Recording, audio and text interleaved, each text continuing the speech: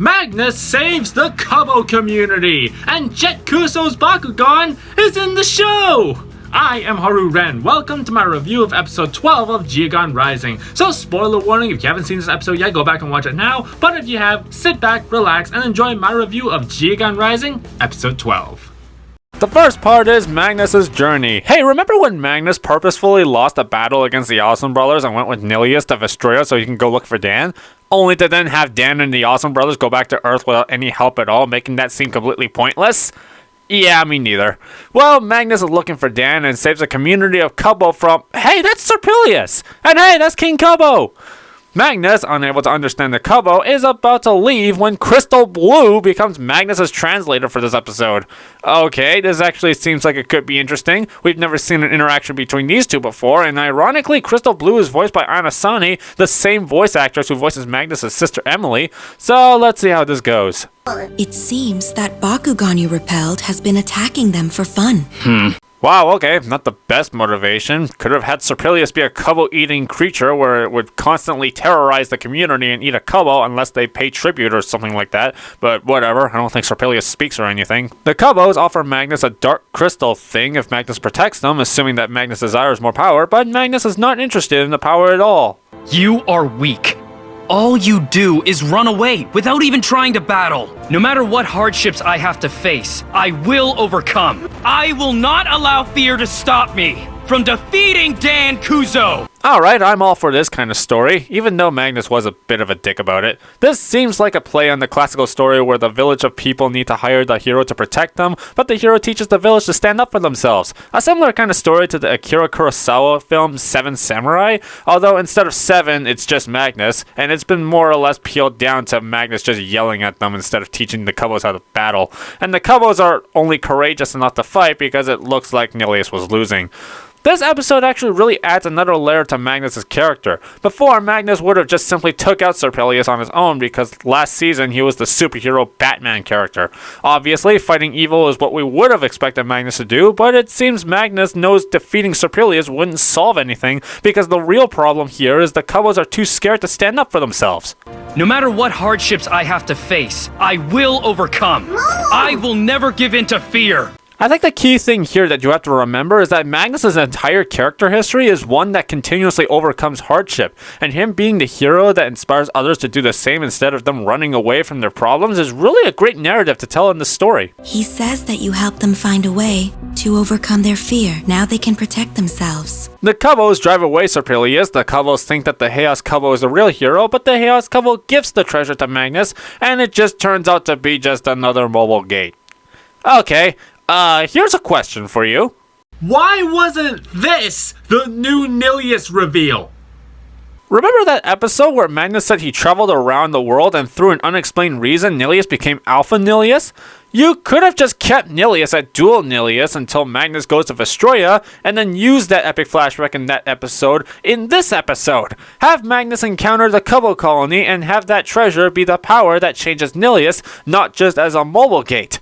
Because remember, Crystal Blue says, I think the strong power I sensed was this. And Magnus was looking for new power in that previous episode as well. After we parted ways, I set out on a journey of discovery. Nilius and I developed new power. Here in this episode, you could have done it! It would have been an epic character alert to add to Magnus and give us an epic transformation reveal, and Magnus could also be able to talk to Bakugan if he had this power as well. Okay, that's a big maybe, but that would have made him a full-fledged brawler through all his hard work. Magnus could go, oh, I'm finally strong enough to face Dan Kouzo, and have him go back to Earth. This episode is called Magnus' Journey after all. Where's Magnus' Journey?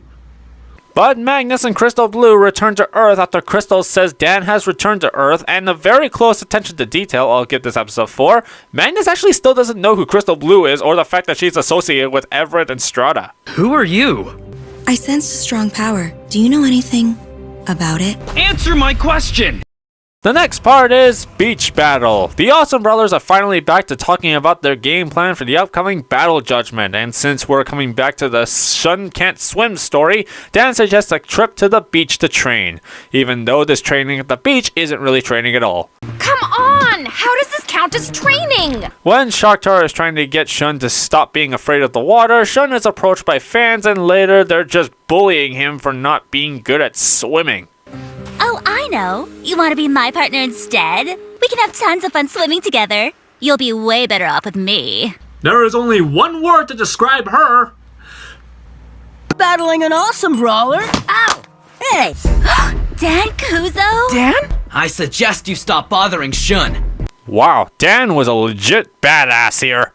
So naturally, Shakhtar challenges the four to a battle where if they win, Shakhtar will leave Shun and pair up with the four. There is conveniently a floating battlefield out in the sea. Bakugan Brawlers! Go, Jetra! Wait a minute, that's Jetra? That is Jet Kouzo's Bakugan Jetra? From all the leaked images and stuff, I was kinda half expecting that Jet Kouzo's Bakugan was like a dragon or something, but Jetra is a jellyfish? Bakugan Brawlers! Hi, I'm Jet Kouzo. I also find it so appropriate that in the very same episode we see Jet's Bakugan for the first time, we also see a red swordfish Bakugan. Now I'm eager to look in the comments to see who gets that reference. So they knock Shakhtar into the water and the four are at an advantage because they can surf on the water while Shun just stands there. But Shun puts on his dive gear that his company made so he overcomes his fear of water, not wanting to lose Shakhtar. No, this was a bad idea. With acting that has an odd sense of hilarity. But naturally a Geocore appears and Shun still poorly swims to it while the other guys just float there. But you know what I like is this subtle snarl that Shakhtar gives here. He just knows deep down he's also proud of Shun and that his plan actually worked. I won't let them get you. Shun summons Aqua Stinger and Stinger defeats them with animation that looks amazing!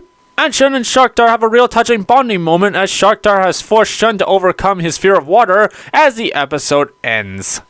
So that was episode 12 of Geogan Rising. Let me know what your rating of the show was in the comments down below. I thought this was a very good episode. While the Magnus storyline was good, it was such a missed opportunity. Shun's story, while simple, was still very good, where it takes almost losing Shakhtar for Shun to finally get over his lack of ability to swim. We got to see Serpilius, Jetra, Stinger, a cute attention to detail with Crystal Blue and Magnus' interaction. The episode was very engaging and Magnus' character growth just continues, which is quite impressive. But really, the writing for Magnus could have seriously been a lot better. It would have been freaking amazing if this treasure was the power that Magnus was seeking for Nilius to achieve alpha form, while at the same time looking for Dan. Or maybe Magnus could get the ability to talk to Bakugan, or something like that. I don't know, just do something with it.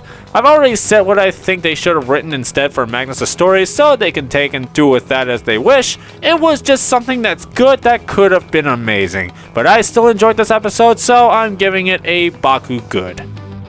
Thank you for watching this review of Geogan Rising. Be sure to press the thumbs up and give us a subscribe for more awesome Bakugan content. I've been Haru Ren, and thank God for Rapid Fire.